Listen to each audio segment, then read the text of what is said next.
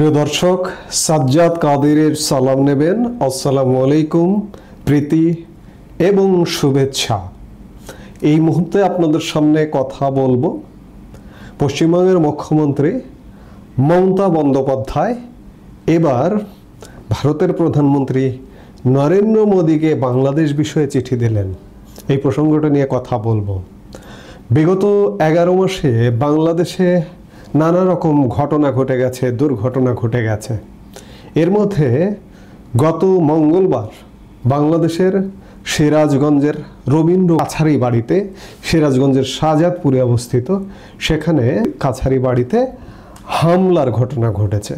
সিরাজগঞ্জের শাহজাদপুরে রবীন্দ্র স্মৃতি বিজড়িত কাছারি বাড়িতে দুষ্কৃতকারীদের হামলার ঘটনাকে পশ্চিমবঙ্গের মুখ্যমন্ত্রী মমতা বন্দ্যোপাধ্যায় রবীন্দ্র সৃষ্টির ওপর আক্রমণ বলে প্রতিবাদে সোচ্চার হয়েছেন। তিনি বলেছেন, এই হামলা কবিগুরুর নিরন্তর সৃষ্টিকর্মের প্রতি অবমাননা। বিগত 10 মাসে বাংলাদেশে সংখ্যালঘু নির্যাতন হয়েছে, হিন্দু স্থাপনায় হামলা হয়েছে। কোনো কিছুতে মমতা বন্দ্যোপাধ্যায় কিন্তু প্রধানমন্ত্রী নরেন্দ্র মোদীকে বাংলাদেশের এই অ্যাটিটিউডের ব্যাপারে ব্যবস্থা নেবার আহ্বান জানাননি।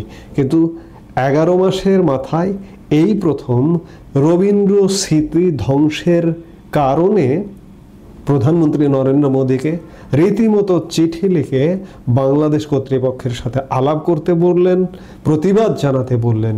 প্রতিবেশীর সঙ্গে আলোচনা করে পদক্ষেপ নিতে ভারতের প্রধানমন্ত্রী নরেন্দ্র মোদীকে লেখা এক চিঠিতে আর্জি জানিয়েছেন মমতা বন্দ্যোপাধ্যায়।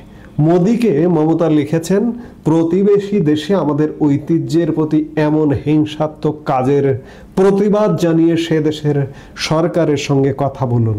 এভাবে যেন আর কোনো ঐতিহাসিক স্থাপত্য নিদর্শন ধ্বংস না হয়।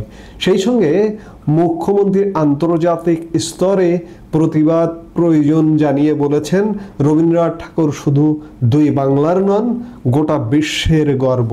সময়ের দাবি মেনে তার স্মৃতি বিজড়িত সব কিছু রক্ষা করতে হবে আমাদের।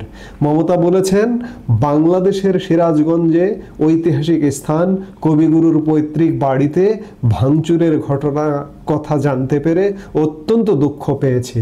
এটা শুধু বাড়ি ভাঙচুরই নয়, রবীন্দ্রনাথের বহু অসামান্য সৃষ্টির নেপথ্যে এই বাড়িটি। তাই আমরা মনে করি এই হামলা সেসব সৃষ্টির উপর আক্রমণ।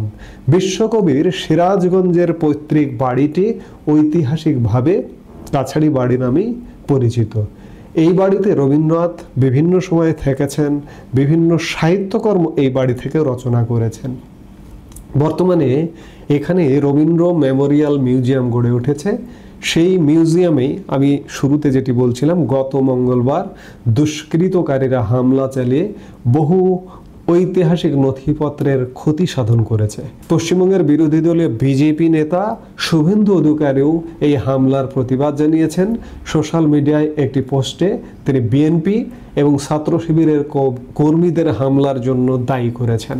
তিনি লিখেছেন, আমাদের সবচেয়ে মূল্যবান কবিগুরু রবীন্দ্রনাথ ঠাকুরের পবিত্র ঐতিহ্যকে বাংলাদেশের সিরাজগঞ্জে অপবিত্র করা হয়েছে। এই লজ্জাজনক এবং সম্পূর্ণরূপে লজ্জাজনক ধ্বংসাত্মক কাজটি এমন একটি স্থানকে লক্ষ্য করে করা হয়েছে যা বাংলার সাংস্কৃতিক আত্মা এবং রবীন্দ্রনাথের মানবতার সার্বজনীন বার্তার প্রতীক বলে মন্তব্য করেছেন। অর্থাৎ অবশেষে পশ্চিমবঙ্গে রবীন্দ্র স্মৃতি, রবীন্দ্র কর্ম ধ্বংস নিয়ে একটা খুব জোরালো প্রতিবাদ হয়েছে। একটি রাজ্যের মুখ্যমন্ত্রী সে দেশের প্রধানমন্ত্রীকে চিঠি দিয়েছেন। আজকে বাংলাদেশের অবস্থা এমনই, আজকে বাংলাদেশের স্বাধীনতা সার্বভৌমত্বই বিপন্ন হবার উপক্রম।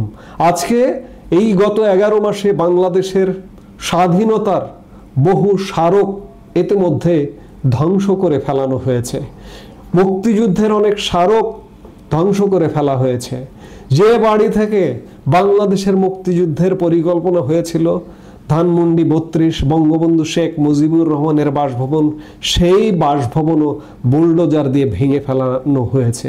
সেখানে আমাদের জাতীয় সঙ্গীতের রচয়িতা রবীন্দ্রনাথও যে বাংলাদেশে থাকবে না, তার নানা আলামত আমরা ইতিমধ্যেই দেখতে পাচ্ছি। আপনারা ইতিমধ্যেই জানেন যে রবীন্দ্রনাথ রচিত আমাদের জাতীয় সঙ্গীত, এই জাতীয় সঙ্গীত পরিবর্তন করবারও হায়নারা মনে মনে একটা পরিকল্পনা আঁটছেন। তাদেরকে পূর্ণরূপে ক্ষমতায় আনুন, দেখুন কি হয়, আপনার জাতীয় সঙ্গীত থাকবে না। এটি কারণ রবীন্দ্রনাথ, হিন্দু কবি রবীন্দ্রনাথ ঠাকুর এটি রচনা করেছেন। আজও এই সভ্য দেশেও হিন্দু, মুসলমান, বৌদ্ধ, খ্রিস্টান দিয়ে একটি রাষ্ট্রাচার, একটি শিষ্টাচার নির্ধারিত হয়। আজকে বাংলাদেশের অবস্থা এমন।